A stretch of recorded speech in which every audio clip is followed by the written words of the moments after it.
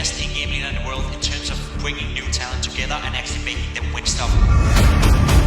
It seems crazy how this guy over and over again throughout his career has been able to get star players playing to the best of their ability. Because he's coming in not just asked to be the in-game leader, pretty much remaking the whole team if they're going to be successful. Everybody felt like it was their major, but it wasn't meant to be. Not today. It is over. Zipnic's down to 5 HP, and it's not going to be enough. 16-7 win. Bays have done it. They are your E-League champions. Karrigan, they line up. Karrigan's going to get it. The ace for the IGL and take a bow. He was told, you can pick whoever you want to play with, you can build up this team, and we want to have a tier 1 team. What does he do? At the end of the year, he wins the biggest tournament we've left. Karrigan once again bring everyone together and he makes them perform. What you've built up, you really want to keep that legacy.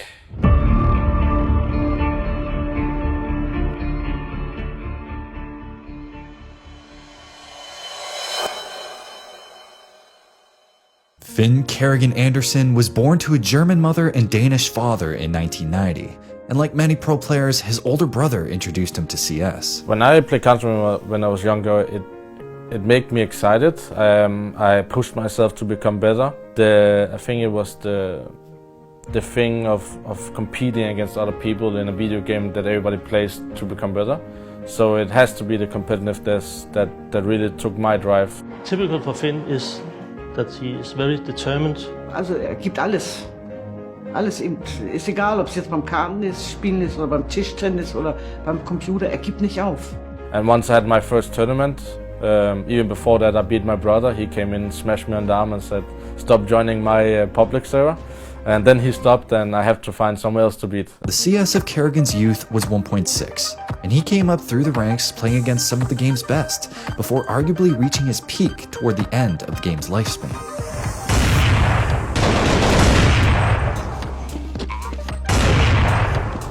His fame even spilled over into the real world. Yeah, it was actually back in high school that some people came over and I was, you know, when you go to high school you get new friends and you want to try to be a normal person. That escalated pretty quickly.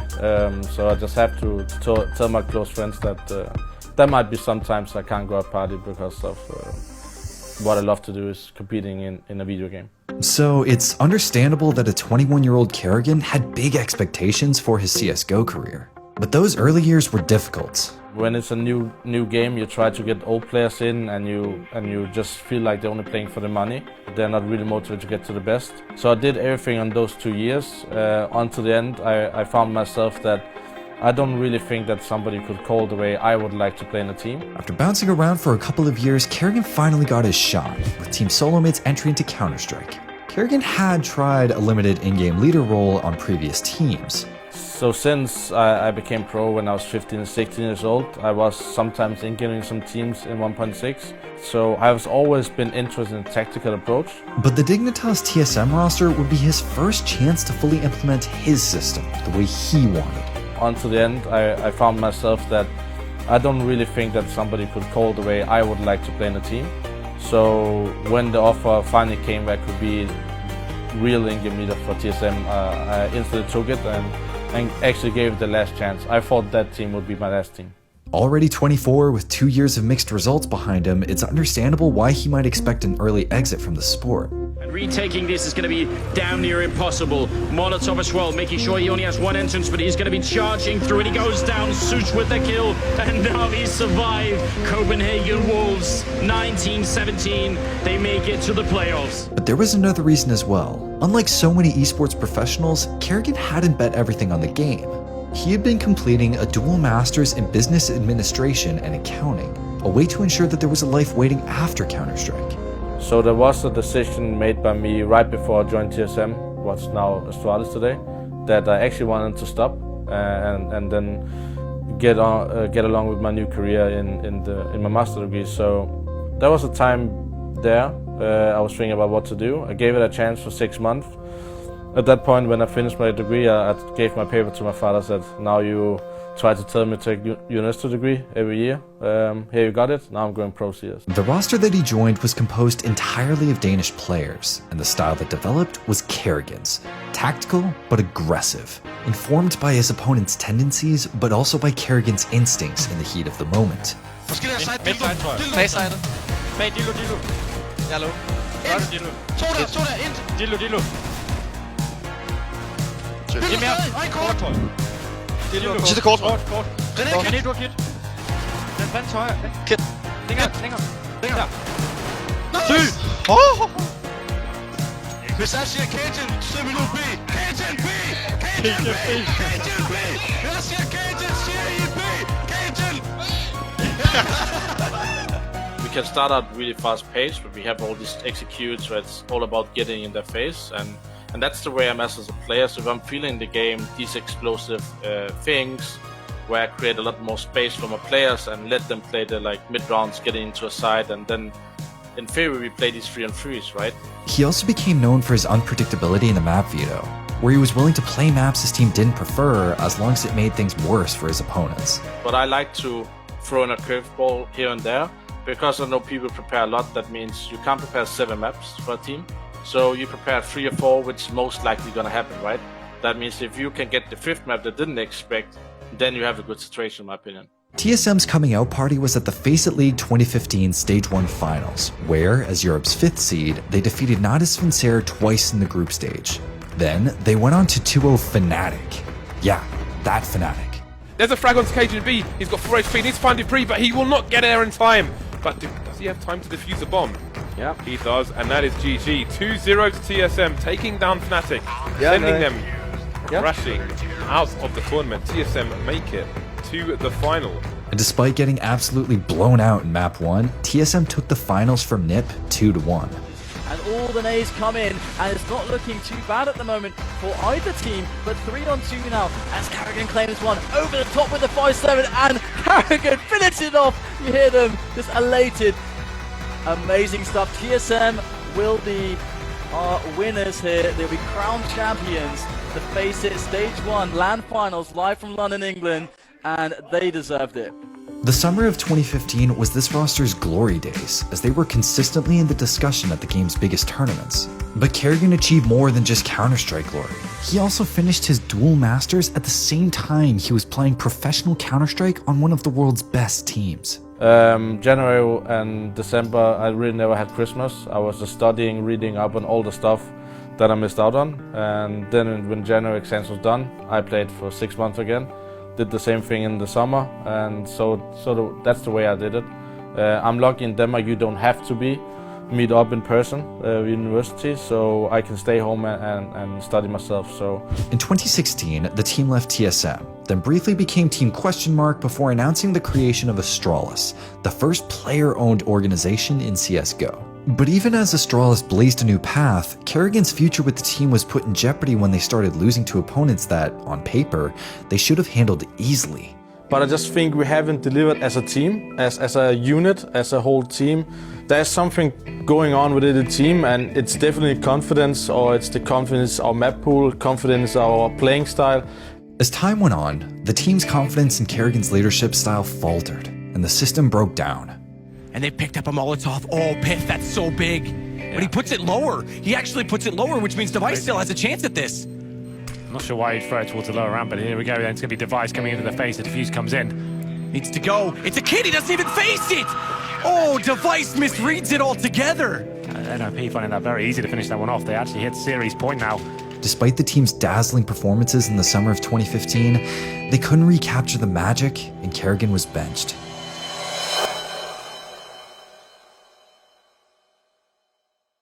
But the karrigan of 2014, who wondered whether he'd keep playing and was leaning towards a career in his academic field, was gone. In his place was someone who wanted to see his leadership style fully realized. And there was a team willing to give him another chance. When you talk about the FaZe came with an incredibly good offer, saying you can build your own team here. There's only one player we want to be in the lab in the future, and that is Rain. So we want to build this team around you and Rain. And I told them that I hope that they live up to the expectation of building a team together over a period of time. karrigan's entrance to FaZe, then ranked 15th, was noticeable. They immediately improved, but bigger things were still to come. Yeah, I think we always at some point knew we were gonna get Nico. Like that was the whole goal of this team, that becoming that good that Nico would actually change the lineup, because you needed then one big superstar that could bring us home some trophies. We can build around many players, but you always need one you can rely on. And unlike his previous all-Danish squad, this was a roster from all across Europe. With the young superstar alongside karrigan, the future looked bright, and so did the tournament results. Over the course of several months in 2017, the team reached the finals of 4 tournaments, including a win at StarLadder I-League Star Series Season 3 over Astralis. Crowd's loving it for FaZe. Nico the addition, karrigan the in-game leader. They finally look more a team. What a shot though from Xyp9x. He'll go on to the AK. Device needs to be extremely good on the way through. Knows one's in the corner, hits it! Incredible, but no way, it's done! They take down Device, Xyp9x is found, and FaZe Clan, with all the tools, will extinguish the chances of Astralis to repeat. karrigan's gonna love it, Nico's gonna lead the way, it's FaZe that win in StarLadder. This is actually a trend for karrigan. Even later, after his time with FaZe, he has constantly performed well against those he has led in the past. Every time we play our old teammates from other clans, if you win against them, you have to pay Korean barbecue. So we were probably gonna go here 8 times this week. To be honest, I throw out my strat book when I play old teams. All these small adjustments I do is basically off in feeling, and especially when I play my old teammates, I'm just this 10% more on because I want to prove to myself and everybody else that it was a mistake, and the way I want to call also works. And step by step, they are on the verge of getting to the finals here. The FaZe landed this one kill from Nico, and there it is. It's FaZe to the IEM Sydney finals. But FaZe wasn't done adding pieces, and karrigan would soon be teammates with yet more superstars. The addition of Olofmeister and Guardian gave FaZe more firepower than any team in history. But on a roster filled with stars, who would be willing to take a back seat? And could a super team like this even work? The team's highly anticipated first outing was not encouraging. Olof breaking out, and now they're going to try and go for it. Mo shuts him down. It's 16-13. Gambit survive FaZe all nuke and win it. That's so impressive, and they attacked the one weakness that FaZe really kind of had in this series, was a little bit of that inexperience of playing together, of understanding how they were going to rotate across the map, the different positions they'd be in. They didn't make it past the group stage at DreamHack Masters Malmo 2017. But rather than simply shake it off, karrigan and the team went to work, trying to figure out how best to operate with their newest members. Yeah, so before the tournament started, we didn't have that much practice, and I think one of the mistakes I did as in-game leader was believing that the new lineup would fit into the map pool we had. It was a moment of situation where we realized where is our map pool. Practice is practice, but an official game is always different, and that's the way it is sometimes with a new lineup. After Malmo, FaZe finally hit their stride under karrigan's leadership, winning a number of high-profile events, including another win against Astralis at the E-League CSGO Premier. But can Dupree hold on to this bomb site alone? That is information though. Now FaZe are going to pounce. They know that they can push onto this site, that there were 2 players there for Astralis. The flash is in, it's good. Olofmeister takes down Dupree. Now they know where the remaining players are coming from, and it is inevitable. It is over. Xyp9x down to 5 HP, and it's not going to be enough. 16-7 win. FaZe have done it. They are your E-League champions. karrigan leads his team. Well, I mean, he leads his team of superstars to dethrone the Kings. A big investment into this, but it was obviously worth it. Here they are, FaZe, ladies and gentlemen.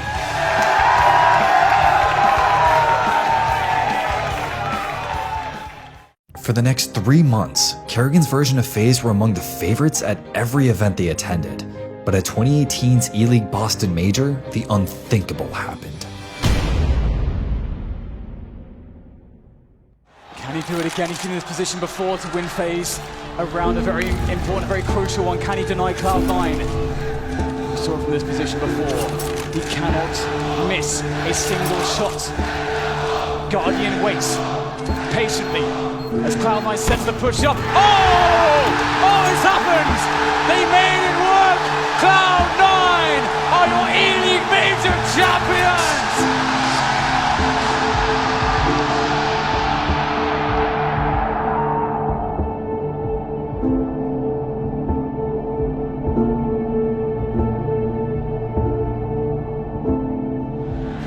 FaZe Clan came a long way now.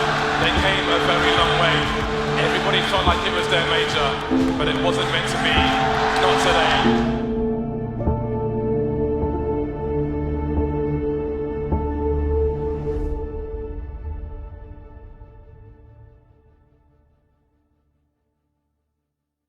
While the team didn't immediately drop off, they were heavily impacted by Olaf Meister's on and off departure over 3 months starting in April. It wasn't all poor finishes, but FaZe had slipped far from their previous heights. By December, karrigan was benched, and at this point, it wouldn't have been surprising to see a graceful retirement. But karrigan wasn't planning on one.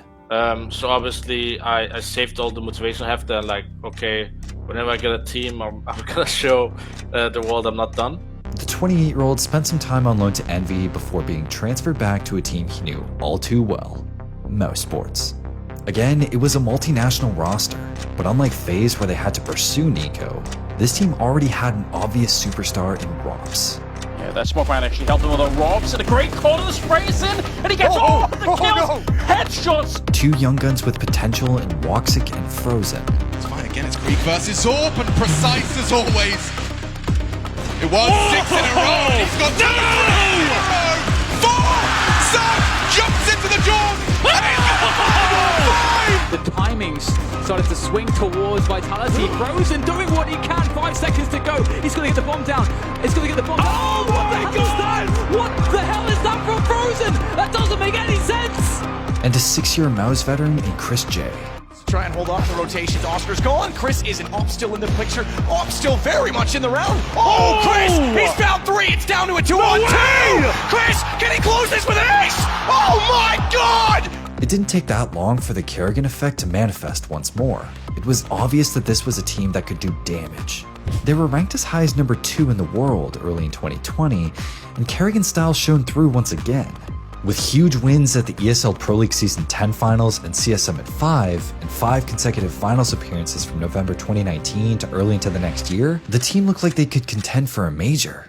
And the major really is the question. If this roster were to win, both Chris J and karrigan would be the oldest major winners to date. While a major would be a fitting capstone to karrigan's career, it's fair to say that he has made an incredible mark on CS even without it. Because whether he was fragging out in 1.6,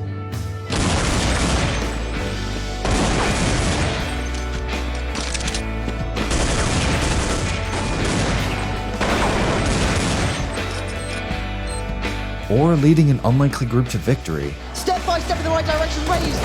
Completely unfazed, look at this.